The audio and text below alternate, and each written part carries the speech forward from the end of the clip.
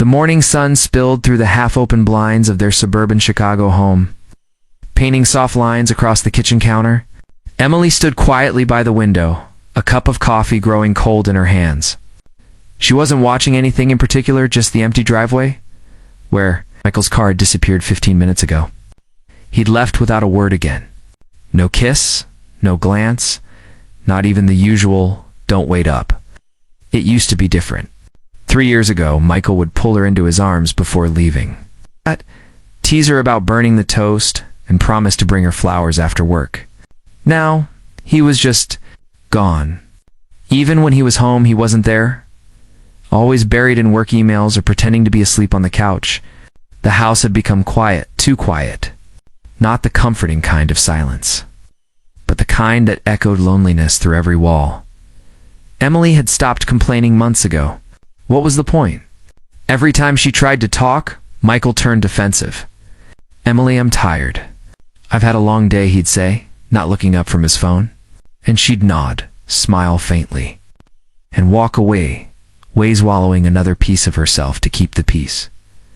Michael worked as a senior project manager at a real estate firm.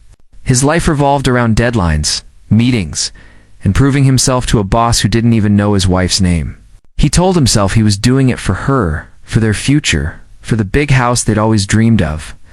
But somewhere in that chase for success, he'd lost sight of her, the quiet woman who used to wait by the door just to hug him when he came home that night. When he returned, Emily was sitting on the couch with the TV on mute.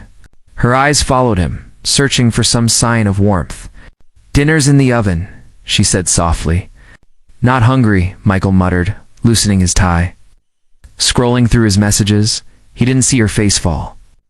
Didn't notice how she clenched her hands to stop them from shaking. He didn't hear the sound of something breaking, not a glass, but a heart that was running out of strength to hope. Later, when he finally looked up from his phone, she was going to probably upstairs, he thought. He turned off the lights and went to bed without checking. But Emily wasn't sleeping. She sat on the edge of the bed, staring at her reflection in the mirror. The woman staring back didn't look like her anymore. Her hair was still the same soft brown, her eyes still a deep green, but they'd lost their shine. She looked empty. Forgotten. She opened the drawer beside her bed and pulled out an old photo album. It was from their early years, pictures of beach trips, late-night pizza, messy birthdays, and quiet mornings when love was enough. She traced her fingers over Michael's smile, the one that used to light up her world. She wondered when it had disappeared. Maybe it had been fading all along. She'd been too busy trying to hold everything together to notice. Downstairs, Michael's phone buzzed with a message from his colleague, "Samantha, you still up? That meeting report can wait." "You need a break," he replied. "Just trying to finish up, thanks."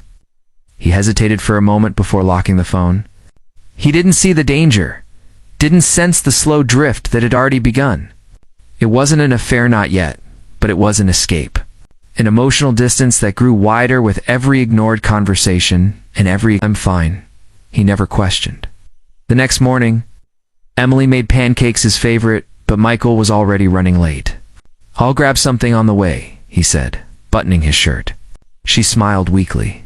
"Sure, drive safe." Her voice trembled, but he didn't notice. When the door closed, she finally let the tears fall.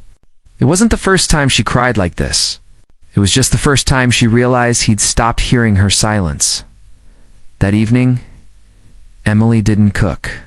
She didn't wait by the door. She didn't text him to ask when he'd be home. She just sat on the floor by the window, hugging her knees, listening to the rain hit the glass. It was peaceful in a strange, hollow way. At 11:47 p.m., Michael walked in. He looked at her sitting there, her face lit faintly by the streetlight outside. "You didn't eat?" he asked. "I wasn't hungry," she said without emotion. "You okay?" "I'm fine." He nodded, relieved that there was no fight. He never understood that "I'm fine" was the loudest scream of all. As he walked away, she whispered so quietly that even the rain didn't hear it. "No, Michael.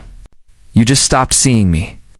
That night she slept facing the window, and for the first time, she didn't turn when he climbed into bed. In the following days, nothing changed outwardly. Michael went to work. Emily stayed home. They talked, but not really. They smiled, but not at each other. It was the kind of slow death only two people in love could experience, one heartbeat at a time. And yet behind that silence, something was beginning to break inside Emily. Not with anger, but with resolve. She realized she couldn't make him love her again. She couldn't keep pouring herself into someone who no longer noticed when she was empty. So she started writing. Late at night, when Michael was asleep, she'd open her laptop and pour out her thoughts. Letters she'd never send. Words he'd never read. Her pain became paragraphs. Her loneliness became lines. And every word carried the weight of the life she'd once dreamed of. Meanwhile, Michael told himself everything was fine. Emily wasn't complaining, so she must be okay. He was even proud of how peaceful things had become between them. But peace built on silence is only calm before the storm.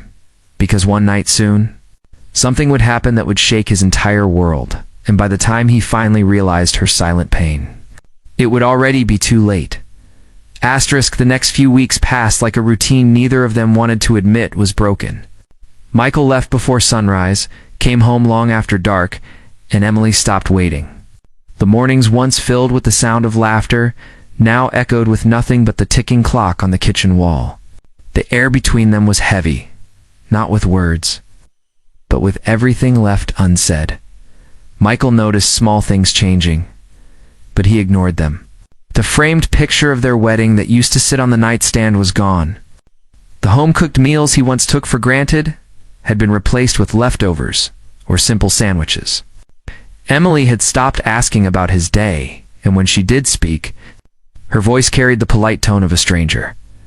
One night, Michael came home to find Emily sitting at the dining table, her laptop open, her eyes red from tears. "You're still up?"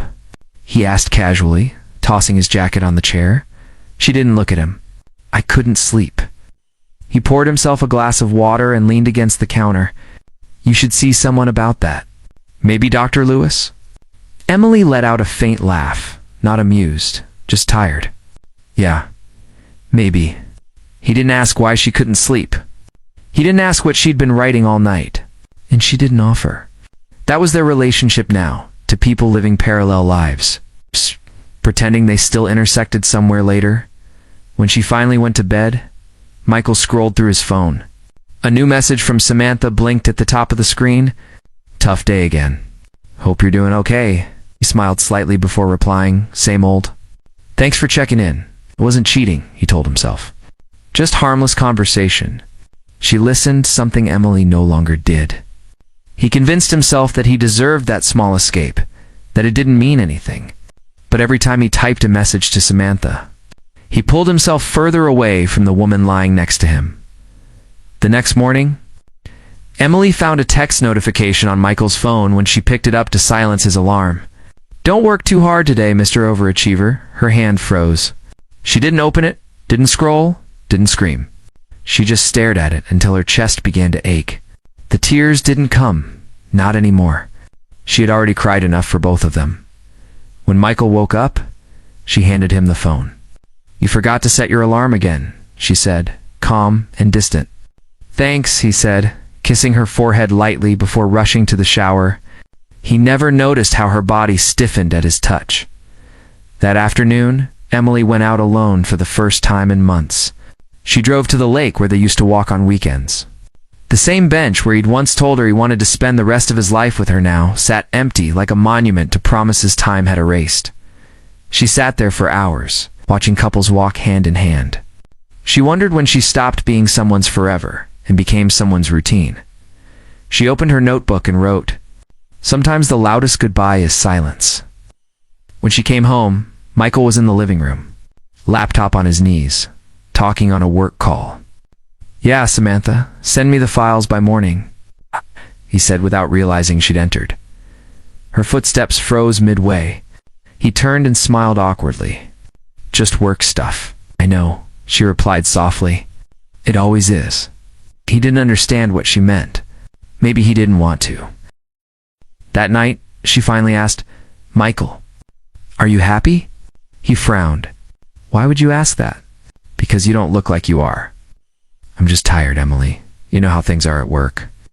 She nodded slowly. You've been tired for 2 years. He didn't reply. He couldn't. The truth was he wasn't happy either. But instead of facing it, he walked away straight into the comfort of distraction. When he left the room, Emily whispered, I'm tired too, Michael. Just not of work. Days turned into weeks, and the emotional distance turned into a cold war of silence. Then came the night that changed everything. It was a Friday, Michael's company dinner. Emily had offered to come, but he said it was just a work thing and she'd be bored. She stayed home, watching old movies, pretending she didn't care. At 11 p.m., his car pulled into the driveway. He stumbled in, laughing faintly, smelling of perfume that wasn't hers. Emily stood by the stairs, watching him. Had fun? She asked quietly. He froze. It was just a dinner. With Samantha. He blinked. What are you talking about? I saw the message, Michael. I didn't say anything because I wanted to believe it meant nothing. But tell me the truth. Do you still love me? His mouth opened, but no words came out. The silence between them was heavier than any lie he could have told. Emily nodded slowly. That's all I needed to know. She turned and walked upstairs, her footsteps calm, her voice steady. But inside, she felt like she was breaking apart one last time, and somehow, it didn't even hurt anymore. The next morning, she wasn't there. The bed was cold, her clothes were gone. Her ring left neatly on the dresser beside a letter addressed to him. Michael's heart pounded as he tore it open. The first line made his hands tremble. Michael, I loved you even when you stopped loving me.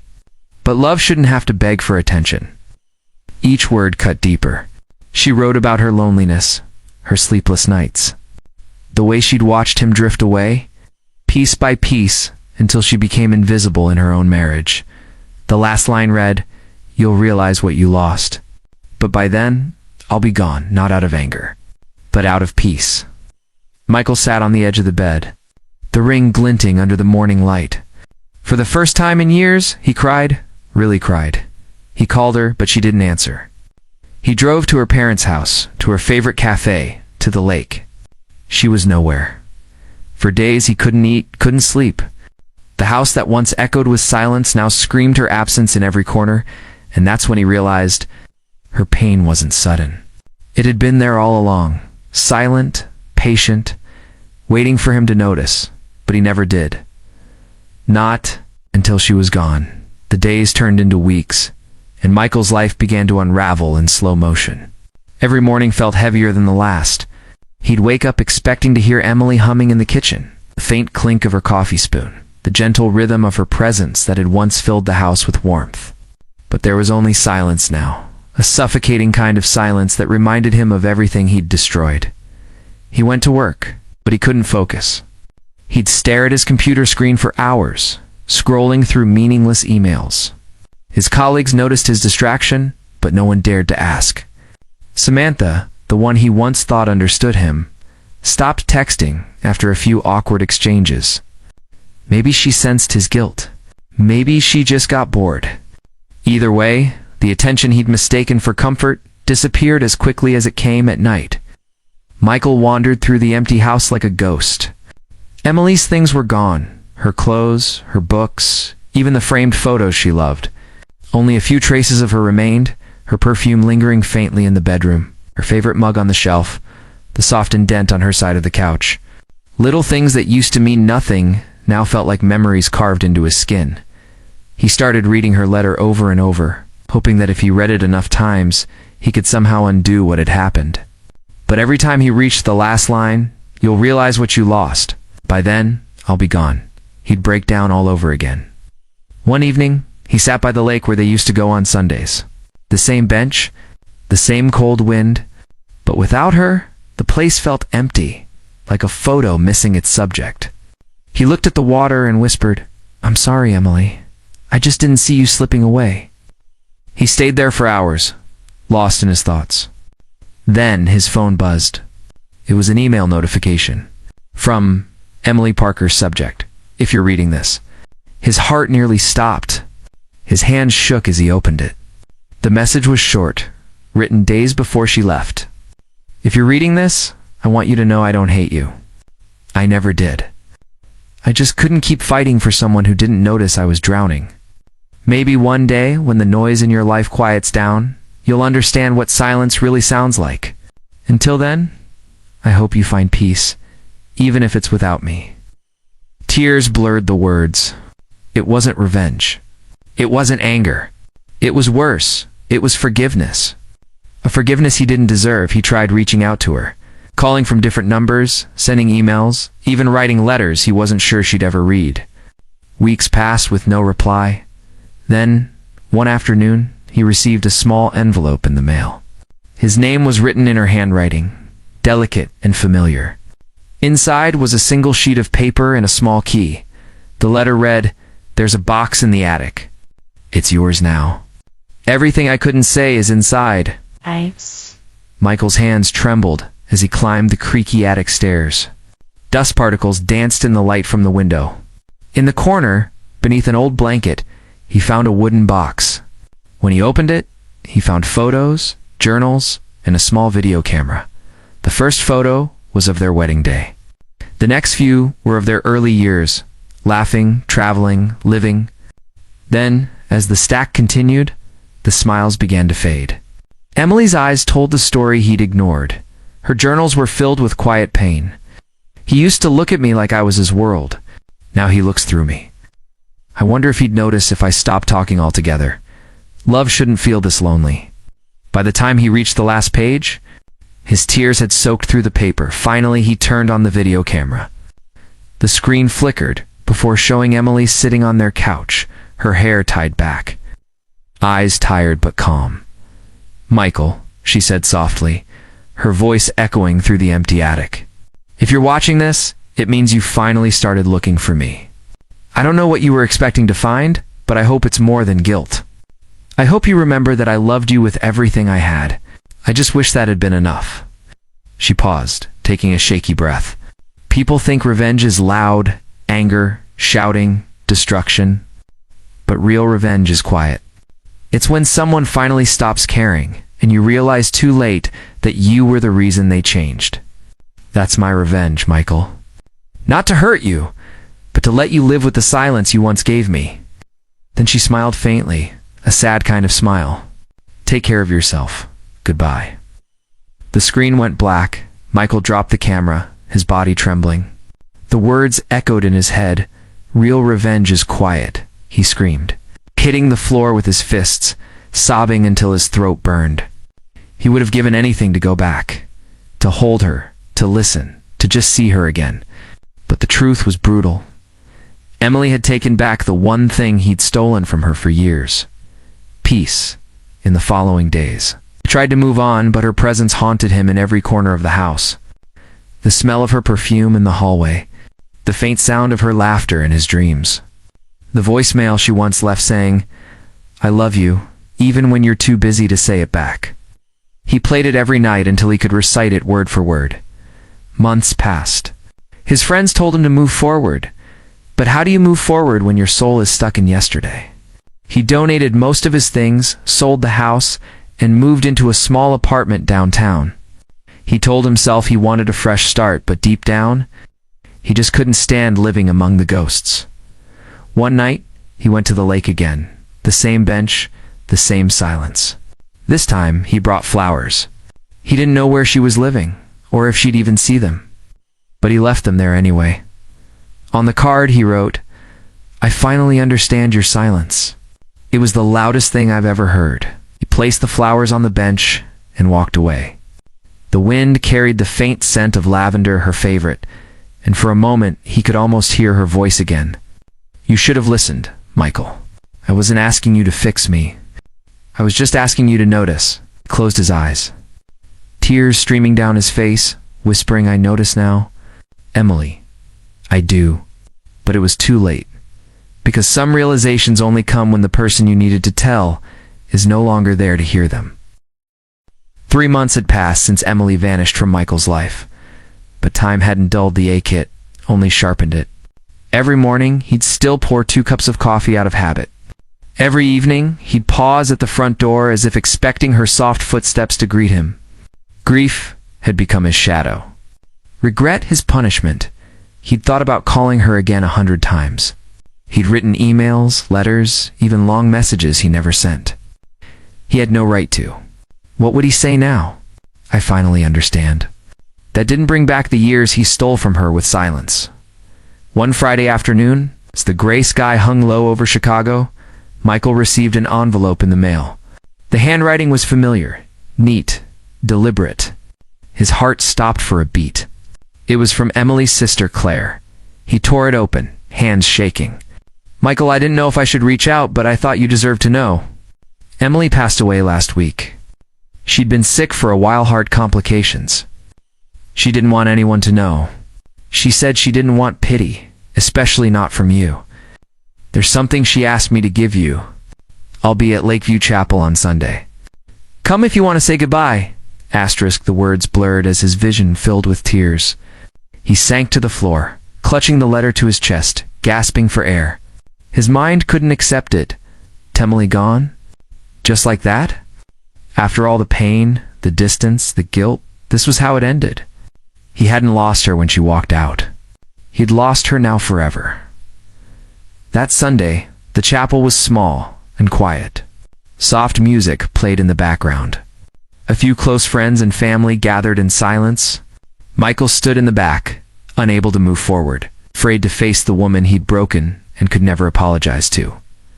Claire approached him, her face pale but composed. "I didn't know if you'd come," she said. "I had to," Michael whispered. "I didn't know she was sick. She didn't tell anyone. She said she'd already said her goodbyes in her own way." Claire reached into her bag and handed him a small box different from the one in the attic. "She wanted you to have this." Michael opened it carefully. Inside was a flash drive and a folded note. "Michael, if you're holding this, it means my story has ended. Don't cry for me. I found peace long before today. You asked once what I wanted from you. I never wanted flowers or gifts. I just wanted you to listen. If love means anything, it's not about grand gestures. It's about presence. And though you realized it late, I know now that part of you still loved me. That's enough. Don't spend the rest of your life chasing ghosts. Live, Michael. Not for me, but for the man you could have been if you'd loved without fear. Goodbye." Emily *. His hands trembled as he held the paper to his chest. It smelled faintly of lavender and her perfume. He pressed it to his face, sobbing silently in the corner pew. That night, back in his apartment, Michael inserted the flash drive into his laptop. The screen lit up with a single video file. For Michael Final. He hesitated, then clicked play. Emily appeared sitting on the same lake bench where they'd spent so many afternoons. The sunlight caught her hair, her eyes soft but distant. She was smiling, not the forced smile she used to give him, but a calm, knowing one. "Hey, Michael," she said quietly. "If you're watching this, don't be sad. I don't want that for you." She looked away toward the water. "I just wanted to thank you for loving me once. For trying, even if it wasn't enough. I forgive you. I mean that." She paused, brushing a tear from her cheek. "I used to think revenge was about hurting someone. But I learned that real revenge is letting go and finding peace in yourself. You'll think of me sometimes, maybe when you hear a certain song or pass that lake. Don't let it break you. Let it remind you that love deserves attention while it's still here." The screen flickered slightly before fading to black. Her voice lingered like an echo. "Goodbye, my love." Michael sat there for a long time, frozen. Then, slowly, he whispered into the empty room, "Goodbye, Emily." In the months that followed, Michael changed not out of guilt, but out of something deeper. He started volunteering at a local shelter, spending weekends talking to people who had no one to listen to. He stopped working overtime, started walking by the lake again. Sometimes sitting on the same bench where she filmed her last message, he didn't bring flowers anymore, just sat there in silence, feeling the wind against his face. Hearing her words replay in his head, "Real revenge is letting go." The first time, he understood what she meant. Her revenge wasn't to destroy him. It was to leave him with silence so profound it became a mirror one that forced him to see who he'd become. One evening, he found a small child sitting on that same bench crying. The boy couldn't have been older than 8. Michael sat beside him and asked softly, "What's wrong?" "My parents are fighting," the boy said through tears. "They don't talk anymore. Mom just cries." Michael swallowed hard. "Do me a favor," he said gently. "When you go home, tell your dad to listen. Really listen. Sometimes people stop hearing each other, and by the time they do, it's too late." The boy nodded, wiping his eyes. Michael smiled faintly, watching him run off. Then he looked at the sky, now streaked with orange and gold. "Maybe that's your message, Emily," he whispered. "Not just for me, but for anyone who forgets how to love." The wind picked up, carrying the faint scent of lavender. Michael closed his eyes, letting it wash over him. He didn't cry this time. He just sat there, quiet, still finally understanding the peace she'd found. And in that silence, for the first time since she left, he smiled. Asterisk.